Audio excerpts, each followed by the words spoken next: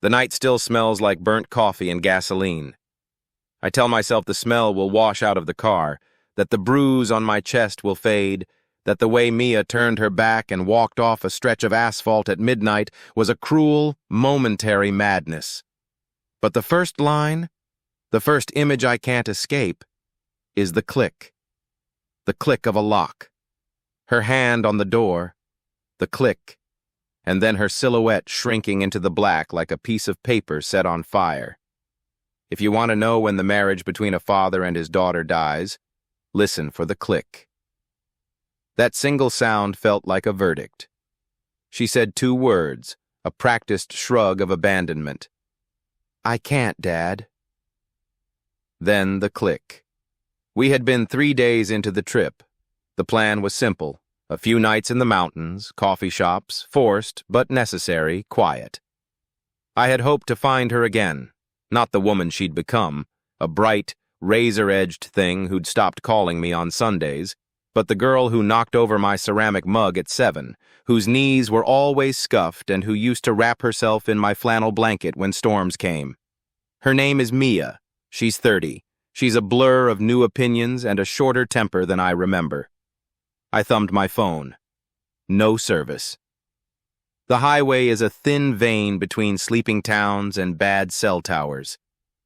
I walked until my shoes were filled with grit, and still there was no Mia, no headlights coming to scoop me up, no apology. At some point, a pickup rolled by and a man shouted, "You lost?"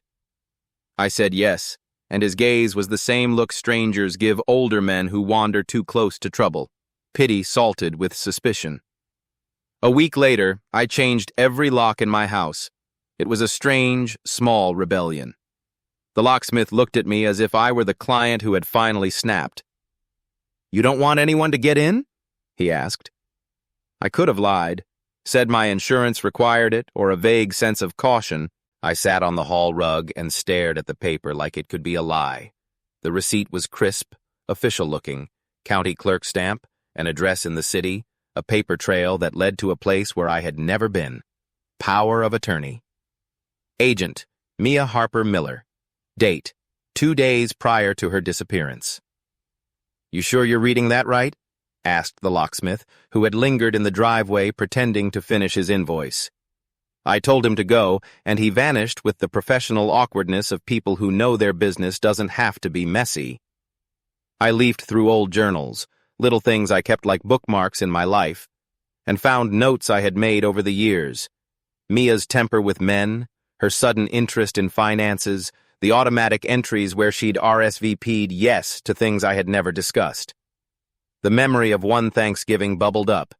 She had opened my laptop and typed a name, Caleb Rivers, and then minimized the window when I came into the room. I had smiled then, assuming boyfriends are a rite of passage and secrets are their currency. When she called on Tuesday, I didn't reach for the easy excuse about cell service. I asked her to come home. "I can't, Dad," she said in the same tone as the night in the middle of nowhere. She told me she had responsibilities now. I said, "Family responsibilities?" She laughed, a brittle thing. "You mean the house? You think I want the house? Dad, let it go." There it was again, the dismissal that felt very much like practice. Let it go. As if the home, the provenance of my own father's hands and my father before him, was an ordinary object to be surrendered like a coat. I called my lawyer, Karen Blake. She introduced me to the idea of revocation, of letters and emergency injunctions, and the theater of courtrooms designed to make desperate men wait. The law moved with the deliberateness of glaciers. "You can contest," she said, "but we need to show incapacity or fraud to overturn a properly executed power of attorney." I told her I was not incapacitated. I told her I had made coffee this morning, read the paper, and remembered the lyrics to a song Mia used to hum. "Then you need proof of fraud," Karen said. "Or you need to make sure nothing can be touched. Change your bank information, change passwords, call your financial institutions. Lock things down." She didn't say what I now felt, that inside a woman's smooth exit might hide a hand holding the rope. That night I tried calling the bank. A voice asked my mother's maiden name, a favorite pet, the year of my first house. I told the truth. The man on the line paused, then said quietly, "Sir, our records show a duplicate card issued to a Mia Harper 3 days ago, with a shipping address of 39 West Elm. Do you want us to flag it? Our neighborhood has the soft, self-satisfied glow of a place that believes itself immune to wounds. Mr. Hargrove across the street runs a yard care YouTube channel and about 24 motion-activated floodlights. He also loves his Ring camera. I have always been shy of his footage, embarrassed by the thought that our life could be reduced to a square of pixels. But when desperate men need proof, they borrow what's available." He sat me down with coffee and a nervous pride. "I caught your car on motion that night," he said, "around 11:15. I thought it was one of those teens for a minute." He scrolled with the guilty joy of someone revisiting a cliff scene. The video was grainy. Street, headlights, a gray Honda idling, the silhouette of a woman stepping out, her long hair bunched into a messy knot. She walked toward the shoulder and away from the camera. Then, another figure walked up from the dark. Not a stranger pulling away in a truck, but a man in a sweater. Caleb Rivers. I'd heard of him, vaguely. His name had been a shadow that lived in Mia's text history occasionally. In the footage, Caleb did not speak to her like a lover, desperate or pleading. He leaned into the driver's window and spoke in that calm of conspirators. Mia stepped back, and for a heartbeat she looked at the car, at me, before turning her head away to the man waiting on the shoulder. Seeing them together made the memory of the click feel deliberate. Seeing him put his hand on her shoulder like an owner, and the way she looked at him, like someone who had been coached to perform a small cruelty, tore a rawness open in me like a second wound. I asked Mr. Hargrove if he could save the file. He did, with the patronizing kindness we extend to those who believe in their doom. "If you need this for anything," he said, "call me."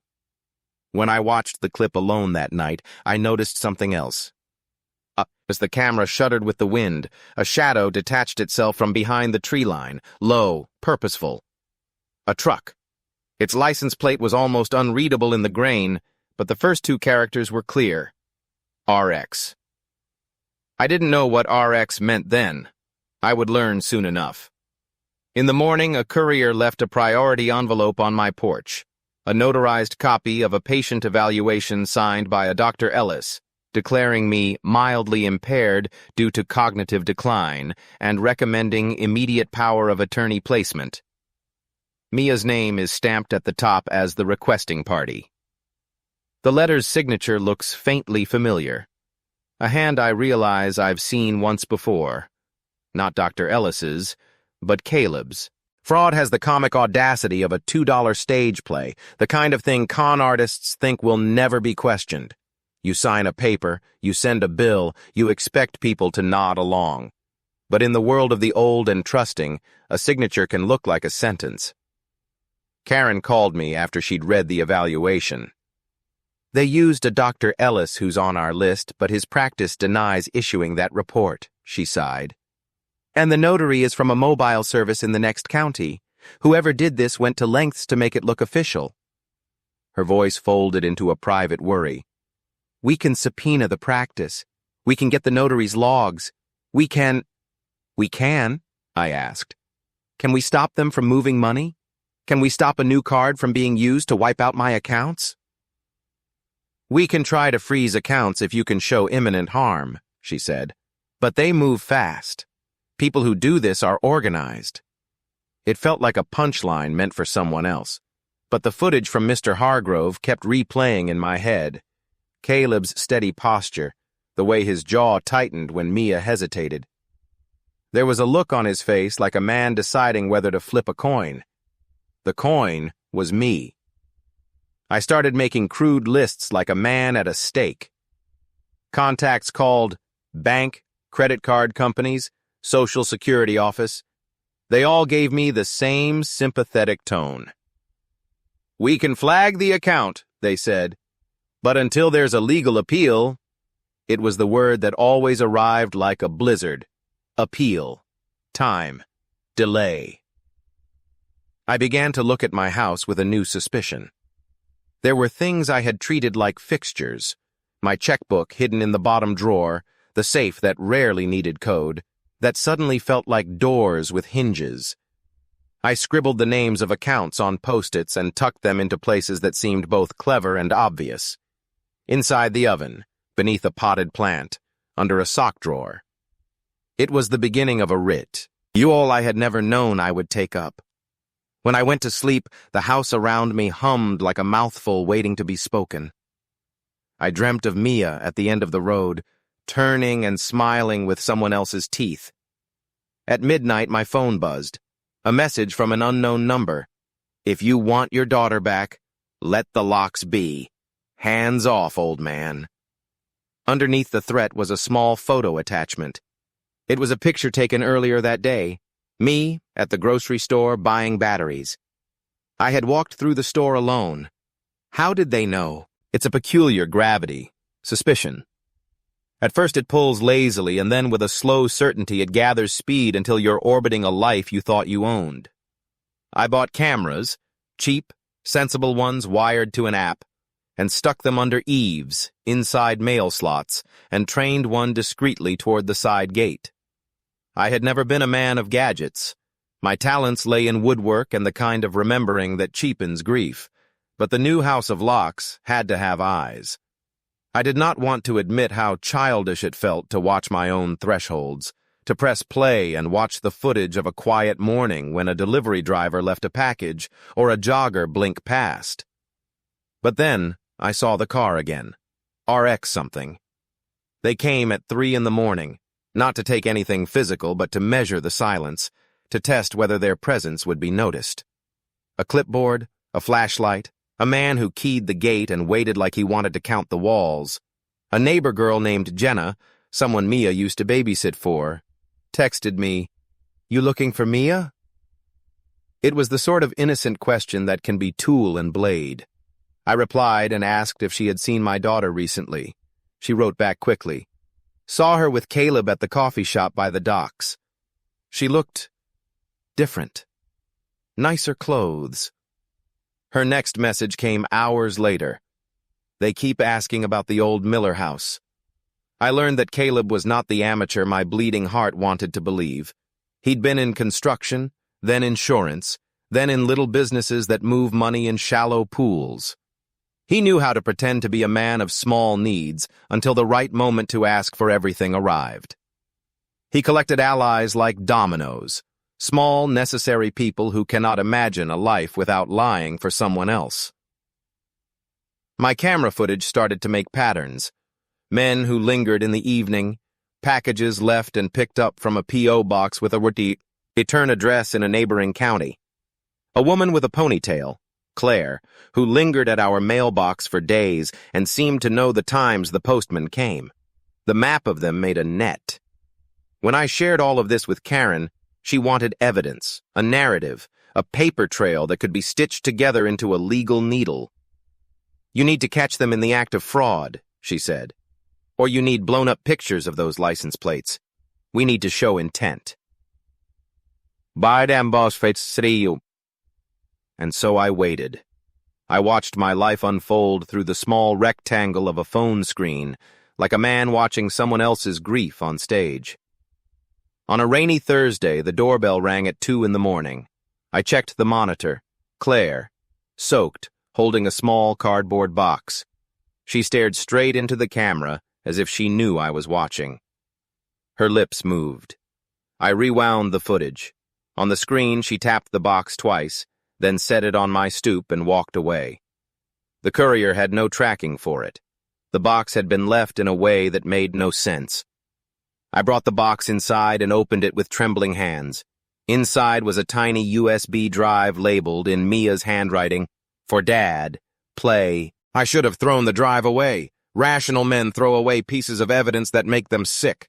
But the father in me wanted to hear her voice, to find a crack in the performance. I put the drive into my old laptop, the one with keys worn down by years of letters and lists, and watched. Mia's face filled the screen. Her hair was different, straighter, adult. She looked at the camera like an actress who has learned to make grief palatable for audiences. "Dad," she said, and then a pause, like someone pressing a script into her mouth. "I know you feel abandoned. I know you are hurt. But you have to understand. I filed the power of attorney because you were forgetting things. I did it to protect you." Her voice was liquid sincerity. Her eyes glinted and then went soft. I watched her place a hand over her chest, an old trick I recognize from actors and liars. "I had to make sure nothing happened to the family estate. I love you. I don't want to watch you lose money." At the end of the clip, she leaned forward and said, "One day you will thank me." I paused the video and watched the pixelated rails of her throat move. The architecture of the lie was precise. Someone had coached her. Someone had written the letterhead and set the camera and placed its angle just so. The light was flattering. The words were pre-chewed. Someone was making a commercial for the theft of my life. The urge to storm into the night and find them was a car in my throat. Instead, I texted Caleb from a burner number, asking where Mia was. He replied instantly, polite enough to be a threat. "She's with me," he wrote. "She's safe. She's doing what she has to." Doing what she has to. The words could mean 10 different things, and none of them ended with us sitting together at our kitchen table. I set the recorder to loop the video, like a man clinging to each syllable for the proof it might offer, later. Then I wrote down names: Claire, Jenna, Caleb, RX plates, P.O. boxes. I made a crude chessboard of their interactions and placed on it a new piece: patience. Karen suggested we file an emergency injunction to stop any transfers. She needed one more thing: evidence that I'd been coerced. "If you can prove threats," she said, "or show a pattern of manipulation, a judge will listen." The unknown number's message suggested threats. The video suggested manipulation. That left the job of connecting the two. The next afternoon, the bank called back. Someone had attempted a wire transfer from my account to a small corporate holding in Florida. The amount: enough to pay off the mortgage, enough to leave me with crumbs. The bank had stopped it because my card had been frozen, but the transaction had been attempted by someone using my Social Security and an e-signature that matched the style on Mia's recorded confession. There's a small, dangerous thing people tell themselves when they love someone who becomes cruel. They call it loyalty. They tell themselves the pain is temporary. I had sheltered under that tent for years, thinking my daughter's brusque kindness was a phase. I drove to the waterfront cafe where Mia used to do freelance work. Jenna sat on a high stool, twirling a sugar packet like a rosary. When she saw me, her face folded with the polite alarm of those who know they were supposed to keep a secret. I ordered coffee and sat opposite her. "Did you get paid?" I asked. It sounded absurd, but the truth is sometimes a small, blunted question can undo the illusion of propriety. She swallowed and nodded. "Caleb gave me a gift card. He told me he was grateful. He said you'd appreciate it if I looked after Mia." "Look after her how?" I pushed. She talked about lunches and bringing over documents and helping Mia with odd errands, things that sound small until you see them as stitches in a seam. "He said she's stressed," Jenna said. "He told me not to worry. He said it was all for her own good." As we spoke, a man in a dry cleaner's uniform came and asked Jenna if she wanted a ride. He left with a wave. The world around us looked ordinary. People reading newspapers, a child dropping an ice cream cone. But beneath it was a little current of exchange that smelled like money passed for silence. I began to call people and show video snippets and receipts. Some people balked, not because they didn't see the crime, but because crimes like these are small, domestic affairs. They look like family disputes and therefore slip through courts with polite fingers. At home that night, I found a stamped envelope in the hallway, a letter from the notary who'd signed the phony evaluation. He was very apologetic. He admitted his records had been misappropriated and that he had been paid for a no. Terry he did not perform. He offered his help if I wished to pursue legal action. The letter was contrite enough to be useful, but it also felt frighteningly tidy. They had built a house of cards and left one card obvious enough so that when the wind came, it would look like an accident. I slept badly, dreaming that Mia was a ship and I had let it float away. When I arrived home the next morning, my mailbox was open. Inside, a glossy photograph. Mia in my garden, walking past the hydrangeas, smiling at someone I could not see. On the back, someone had written, in neat block print, "You had your chance. If revenge is an architectural project, then the first phase is always demolition. Pretend peace, feign ignorance, and wait for the greedy to take their next step." Karen called it the sting with a dry legalism. I called it pretending while my bones ached. For 2 weeks I played at being the elderly, bewildered father, content to let lawyers and banks handle it. I answered calls with a soft voice and let voicemail hold the evidence. I made arrangements with the bank under Karen's supervision to set up decoy accounts that looked like they contained the lion's share of my assets, but in reality were fenced and watched. We left breadcrumbs, old checks, an outdated will tucked where it could be found. Meanwhile, I let the locks remain the new ones I had installed. I wanted them to believe they had already won the small domestic battle. Let them enjoy that false comfort, I decided. Comfort makes people careless. I also wrote a letter, one not meant for courts but for the conscience of men. I sent it to Caleb's work address and watched the web of his responses, the small tremor of a man who believes himself safe when his plans are only half closed. The letter was simple, a nostalgic memory and a question. Did he ever think of what it would do to break a father's heart? I imagined the letter sliding into a trash bin, imagined him scowling and returning to spreadsheets. Then, the thing that made it all worth the waiting, Caleb slipped. He asked a favor for a small, visible act of intimidation. He wanted someone to take my mailbox and place a note in it that said I had been put in my place. The notary everyone thought was contrite was used to collect a small witness fee. It was sloppy and theatrical and stupid. We had him. Karen and I tipped the local sheriff, Mark Harris, a good man who hated the idea of family crimes. He set plain clothes on the mailbox for an hour, ate and watched. He told me not to attend, that my face might set off something in Caleb. I stayed home and sat in the dark listening to the house breathe. At 2 a.m, a figure in a hoodie approached the mailbox. He was careful in the way of men doing favors for bigger men. He slipped something into my box and pocketed change from the outdoor tray as if that were normal. Sheriff Harris moved in with his light and his voice announcing an arrest. The man swore and stumbled. He said Caleb's name as if the mention of it would protect him. When they brought him in, he had the blank eyes of someone who thought he was trading favors for steady bread. They asked him who had contracted him. He stared at the floor. Then, with the animal's small defiance, he said, "Caleb said it was for Mia's safety." The man, carefully arrested, kept humming a tune under his breath. I recognized it. It was the lullaby I used to hum for Mia. Then, from his jacket, the sheriff pulled a small, folded paper. It was a copy of my birth certificate, photocopied, circled, and beneath it a note in Caleb's hand. Ready. The word meant far more than the man suspected. If revenge is an architectural project, then the first phase is always demolition. Pretend peace, feign ignorance, and wait for the greedy to take their next step. Karen called it the sting with a dry legalism. I called it pretending while my bones ached. For 2 weeks I played at being the elderly, bewildered father, content to let lawyers and banks handle it. I answered calls with a soft voice and let voicemail hold the evidence.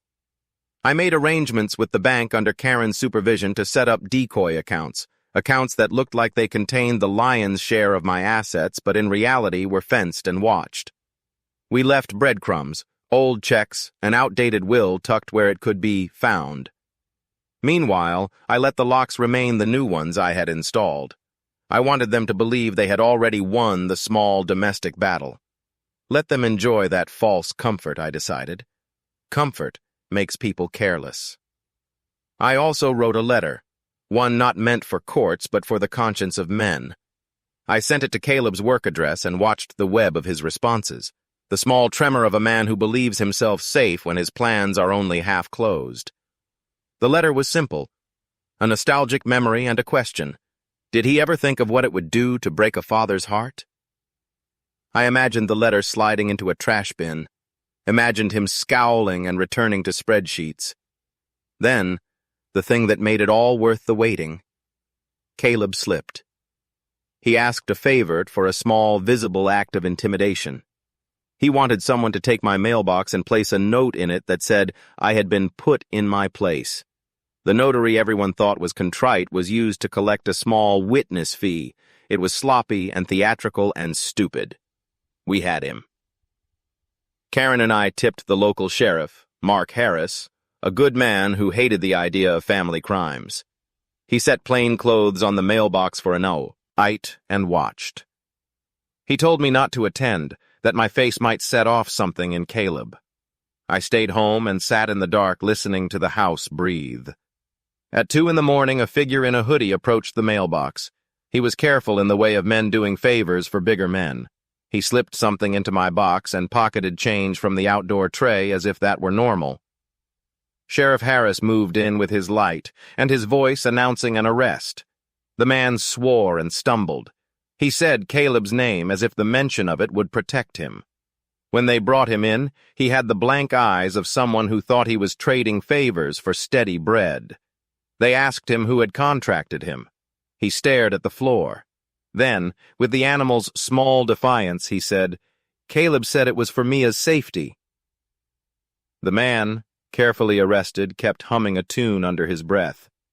I recognized it. It was the lullaby I used to hum for Mia. Then, from his jacket, the sheriff pulled a small, folded paper. It was a copy of my birth certificate, photocopied, circled, and beneath it a note in Caleb's hand. Ready. The word meant far more than the man suspected. Contrast is a strange healer.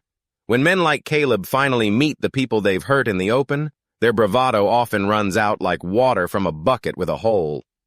Karen arranged a mediated meeting at a neutral office, muted gray, soft chairs, the kind of place meant to lend civility to cruelty. Mia walked in with a face that said she had practiced how to look wounded. Caleb walked in with the posture of someone who imagines he's still in charge. He offered me a perfunctory handshake. I took it and placed my other hand over his, not in anger, but to weigh him. "You think you're protecting me?" I asked Mia quietly, as if we were alone. She blinked, the rehearsed answers slipping like water from a glass. "I thought you wanted to safeguard the house," she said, voice low. "You've been losing time, Dad. Bills overlooked. Phone calls missed. I wanted to help." "And Rachel?" I asked. My wife's memory had always been a thin, good thread between us. "What did you tell her?" Mia flinched, as if I'd asked about weather. "Rachel knew," she claimed, an almost comical lie. "She agreed it was for the best." Caleb's mouth twitched like a twitch without laughter. "We only want to ensure he's taken care of," he offered. "You can say you care."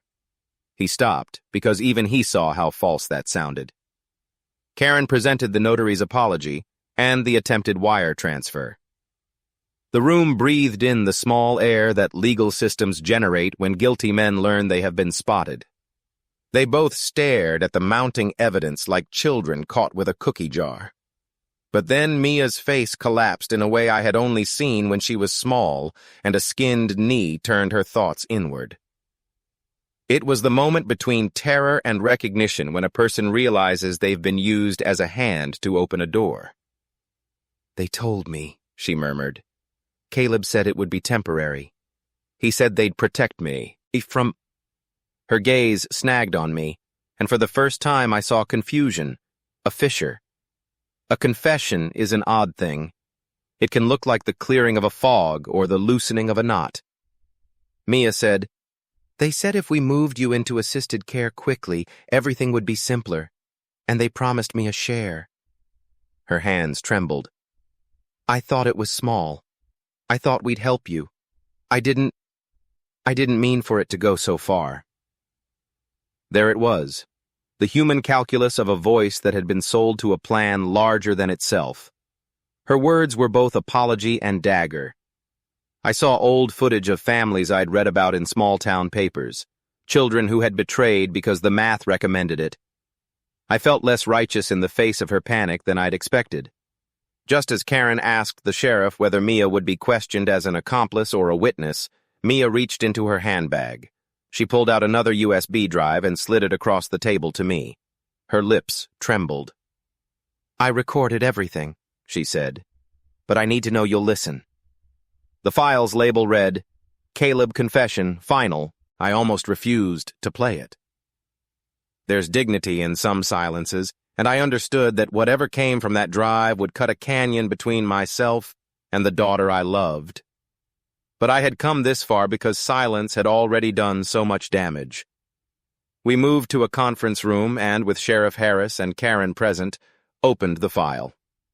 Caleb's voice filled the speakers, precise, oily, the voice of a man who had rehearsed his crimes. He spoke of timelines and banks and the window. There were names, small contractors, a man in the county clerk's office happy to make an appearance for the right fee, a caretaker for senior living who would recommend placement. He spoke about a scheduled transfer on the 15th, a quiet day when funds would be moved to a shell company and then laundered into purchase agreements. He didn't account for Mia. He had recorded himself saying, casually, in a tone like a man planning lunch, "Once the house is cleared and the guardianship is formalized, we offer her her cut. She keeps her conscience intact and takes the cash. Everyone wins." Hearing him say, "We made me feel something I hadn't expected. Rage that was both new and deep-rooted. Not only the theft, but the co-option of my child into a business transaction." The recorder cracked slightly with the quiet sound of men's plans unraveling. Sheriff Harris leaned forward. "We can raid the shell accounts," he said. "We can get search warrants." Karen nodded, merciless in her competence. She had a stack of subpoena forms ready as if her entire career had been waiting for this neat paper to drop into place.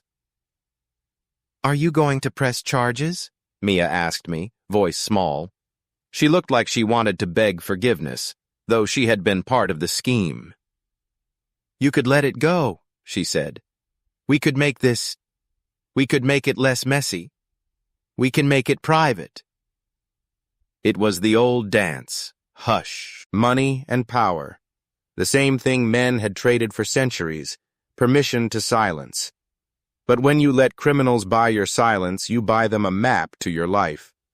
I could have taken the cash and the private settlement. I could have looked at Mia and forgiven with money, called it stewardship. Instead, I felt the slow, terrible responsibility of example. If I let them get away with it, they'd do it again. Maybe to someone older, perhaps to me in a different guise, or to another quiet man who trusted his daughter. "We go to the judge," I told them, and my voice was steady. "We do it in public." After the meeting, as Mia kissed my cheek and whispered her apology into my ear, Sheriff Harris placed his hand on Caleb's shoulder. Caleb's fingers twitched. A message buzzed Caleb's phone. He read it and his face paled. The message was from an unknown number. "If the bank account is frozen, burn the house." Some threats are theatrical. They puff up like soap bubbles and vanish. Others land like stones. The phrase, "burn the house," did not sound like a threat. It sounded like a strategy. Houses burn in the night. Insurance companies take weeks to respond. Fire erases paper. Fire is convenient. I watched the pile of documents Karen and Sheriff Harris had compiled like a man watching the pieces of his life laid out to be cataloged. The sheriff asked if I'd consider taking a restraining order. The judge could issue an emergency hold on property transfers. Karen said, "We can file today. We have the recordings. We have the attempted wire. The notary's letter is on record." But there was a certain complacency to legal proceedings that angered me. It felt like asking a storm to hold its breath while clerks processed forms. The night would come when clerks slept, so we did two things in parallel. Karen filed the paperwork, crisp and steady, while Sheriff Harris and I set up the house as if we were expecting a siege. We brought in a retired firefighter to inspect the property's vulnerabilities. We installed professional-grade cameras, smoke sensors, and a direct line to the volunteer fire brigade. We put flashing lights on the property that turned on when motion sensors picked up unusual movement. We also moved valuables to a safety deposit box in a bank downtown that had, until then, been a place I promised myself I would visit one day. For the first time since Mia's childhood, I felt like a general planning a defense. The work steadied me. It made the grief purposeful. That evening, as rain rubbed small silver coins against the windows, I found a note pinned with a nail to my front gate. The handwriting was careful and angular. It read simply, "You had your chance." There is a strange arithmetic to fear, the addition of small threats until the sum is unbearable. We had the Saint-Antoine, law in our corner now, and the law is not swayed by sentiment. But we also had a timetable. If Caleb and his partners acted that night, there were only two things we could do: let them and lose everything, or act before they could. We did not choose arson, at least not in the way the message meant it. Instead, with the sheriff's permission and a team of volunteers, we staged a decoy. We left a late-night power surge on the old porch lights and arranged for a truck to break down on the street across from the house in such a way that anyone watching would think heavy men had come to do quick work. Meanwhile, inside, we were ready to call the fire brigade at the first sign of smoke. At 3:13 in the morning, the motion sensors screamed across my phone. A shadow moved across the backyard. Through the wet glass, I saw two men climbing the fence, carrying what looked like a jerry can. One of them glanced up and caught my eye through the parlor window. He froze, recognition passing over his face like stage light. Then he nodded, as if to himself. I dialed 911. The call to 911 was the last real action I took that night. What followed was a blur of lights and shoes and voices. Sheriff Harris, with backup from neighboring counties, moved with the exactness of men who'd done this before. Caleb and two of his men were arrested in the yard, the jerry can at their feet. A third fled, but a short, wobbly pursuit ended with him colliding with a wet fence and the volunteer firefighters pulling him out of a tangle. After the arrests, the news moved faster than I could. A local journalist's piece, written with the hungry benevolence of those who smell scandal, ran the next day. Local man's daughter accused in guardianship fraud ring read one headline. The story did not slant gently toward me. People I'd known for decades looked at me with the eyes of strangers examining a specimen in a jar. "He should have seen it," they said, and meant it with the bland cruelty of neighbors who think their sympathies are small currency. The court moved faster than I expected, too. The judge read our affidavits and, in narrative that felt both stiff and satisfying, placed a temporary hold on all transfers. Caleb's shell company accounts were frozen. The notary's chain of fees was untangled. The system, imperfect and slow and full of coffee stains, did change the ledgers in ways that mattered. But justice is not a clean blade. The men in orange jumpsuits are a kind of punctuation, not an ending. Mia sat in the visiting room of the county lockup and did not meet my eyes. Her face was drawn and pale, older than the 30 I'd known. She had stitches in her parlor voice where her innocence used to be. We secured a deal that acknowledged her cooperation. Karen carved it like a surgeon. Mia would be treated as both accomplice and witness. A plea deal meant she would not see the full weight of prison time if she testified against Caleb.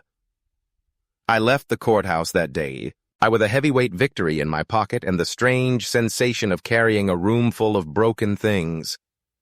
In the weeks that followed, the house returned to its axes and planks. I changed some locks again, a ritual now that had taken on the cadence of grief. The ring of keys became like rosary beads through my palm. I visited banks and sat with clerks and arranged for funds to be placed in trusts that I could neither access easily nor hand to corrupt hands. Mia called once from jail. Her voice was small, like someone speaking through a wall. "I'm sorry," she said. I felt the words like a hand placed on the surface of a pond. The ripples were slow. "You cost me our lives together," I said, and the truth of it was Tudor plain and monstrous. "But you helped stop them."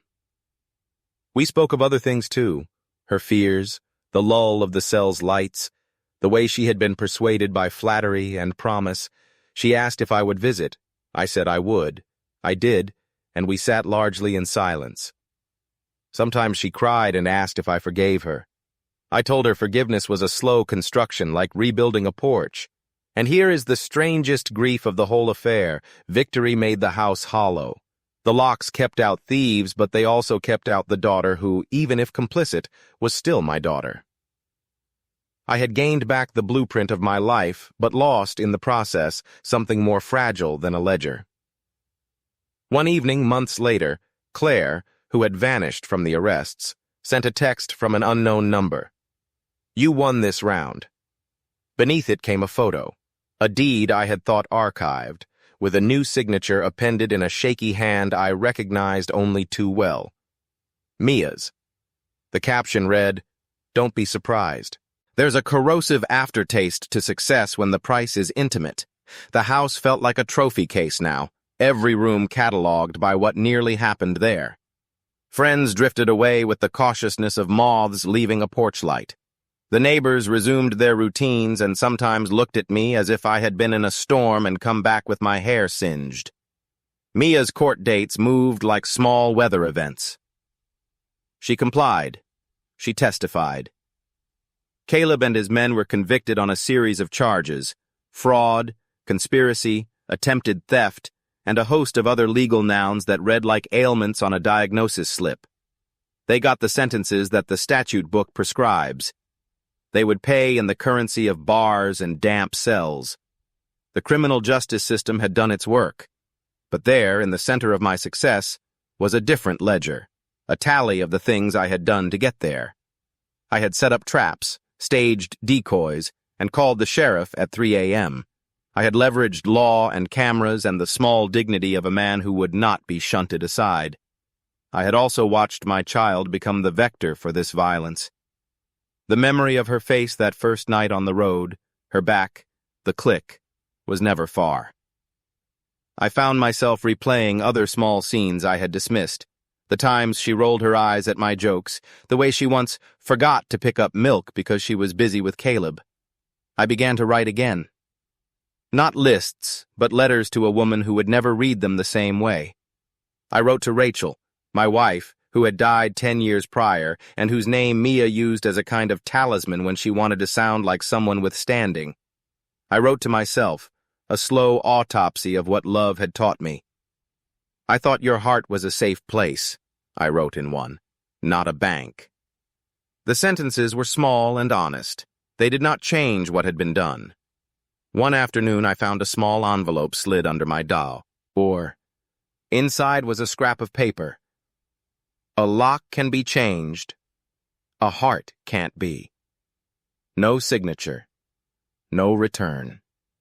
That night, as rain came and the house hummed with the small sounds of electric life, I opened my desk and found a legal envelope from the clerk's office. My lawyer's handwriting was on it. The letter inside said that as part of a civil suit, a new claim had been filed against my estate by Mia. She was asking for immediate access to a portion of funds for restitution and personal expenses. My stomach turned. She had helped put Caleb away, and now she wanted to be paid. The locks would not keep out this new kind of hunger. The civil claim felt like a small hand reaching into a wound and not wanting to let go. It was a legal thing, plausible, messy, and the precise language of those who want to convert restitution into leverage. Karen read the complaint and then turned to me with an expression that was both weary and unforgiving. "She's asking for a trust to be set up in her name," she said. "Not full control. A trust. A guardian for the trust will be an independent fiduciary we choose, with limits. It's a way to keep her funded without handing control to people who might take advantage again." And yet I felt a hollow rage. The very thing I'd fought to preserve, autonomy, was now the lever she pulled to demand a payout. The daughter who had walked away from me on the highway now asked me to pay for the crime she had once committed. I thought of Rachel and of the way she had used to tell me, quietly, that families break in different ways. Silence, money, absence. I thought about the kind of father I wanted to be. A man who paid his daughter after she'd helped expose a crime felt somehow like a man who had learned to buy back what he had once given freely. A man who refused would be punished by loneliness and by the law. So I made a choice that felt neither purely merciful nor purely punitive. I agreed to the trust, but I named its guardian and its auditor. I put in provisions that the funds could only be used for education, housing, and counseling, and that large withdrawals would require court approval. She would get a monthly stipend, surety without freedom. At the signing, Mia's hands trembled. She looked older than I had ever seen, raw in a way that made me want to sweep the world into the puddle of my arms and carry her like a small animal. She touched my hand and said, "Thank you." It was a small, complicated word. It carried both gratitude and grievance. I left the meeting with the keys jangling in my pocket, and it felt like the loss of an old song. I had reclaimed my house. I had exposed the men who had tried to steal it. I had watched them go to prison. I had secured the funds in a way the law could not easily topple. And yet, when I stood at the window that night and watched the street lamp bleed into the wet, I realized the ugly truth. Some locks you change with a locksmith. Others you cannot. You can secure your property, but not the past. You can prevent thefts and arson, but you cannot unclasp the moment when your child decided to step away. If you were in my place, would you have made the same choices? Would you have set the legal wheels in motion, called the sheriff, and risked the broken thing inside? Or would you have given in, let silence and money smooth the wound, and kept your family stitched into a deception? Don't forget to subscribe if you're following this story so far, and tell me in the comments, what would you have done? Weeks after everything settled, the independent fiduciary reported an anomaly. One small transfer had been attempted, small, crafty, and almost comical. Someone had tried to move a tiny portion of the trust funds through a microtransaction to a hospitality account in a neighboring state. The transaction had been blocked. The attempt came from an IP address traced to a coffee shop 2 blocks from my house. The barista there used to be someone Mia often chatted with. The line between wanting and being forgiven can be a restless thing. I kept the locks turned, but sometimes in the quiet, I could almost hear a small, familiar click